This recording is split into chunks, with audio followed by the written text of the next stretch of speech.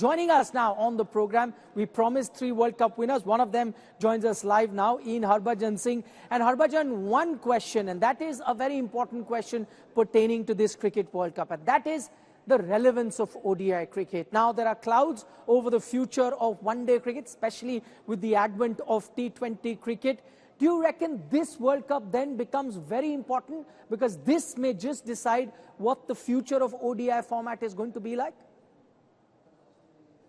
Yeah, I do feel, ODI cricket is losing its relevance because of T20, because now people are so used to watching T20 format. Now when they are watching 50 overs format, it just, feels it's going on and on. But to save 50 over cricket, they'll have to kind of come up with some sort of plan where the game becomes even more interesting. I believe 50 over format is still is the format where people would like to test themselves and win the World Cup will be a big thing. So World Cup 50 over will always gonna be there. I don't know if they're gonna do something about it, bringing the 50 overs to 40 overs or a few more changes here and there, but I think it is losing a bit of grip now at this stage because of T20, but I hope, as the World Cup will go on, it will pick up.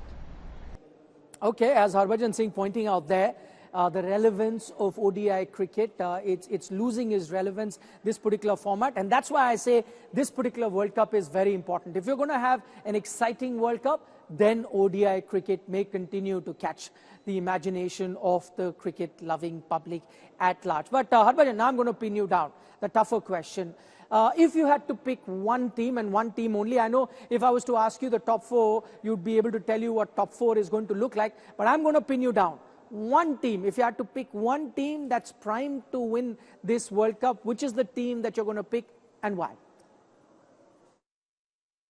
I think I will pick India. India is a very strong team, and they're playing at home. That advantage is there, and of course everybody are looking in good form.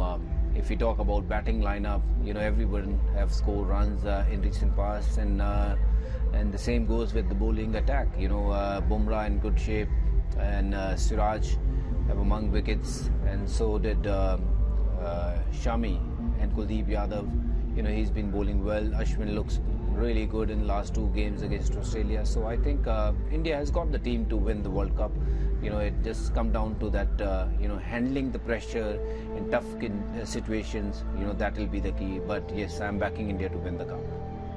Okay, it's lovely to hear Harbhajan Singh back India, and he's being very objective. He's given you reasons why he feels that India are the favourites to win this particular World Cup. Now, another tough question. Who's going to be the player of the tournament? In 2011, we know it was your good friend, Yuvraj Singh, who emerged as the player of the tournament. 2015, if I remember correctly, it was Mitchell Starc. And then the last World Cup, you had a lot of good performances, but Kane Williamson emerged as the player of the tournament. Which player do you think is going to be the biggest star, the player of the tournament this time around? Well, it's going to be a very hard thing for me to pick just one player from so many players, but I think it's obviously I will go with Shubman Gill. I think he's got that game, when he bats and he bats long.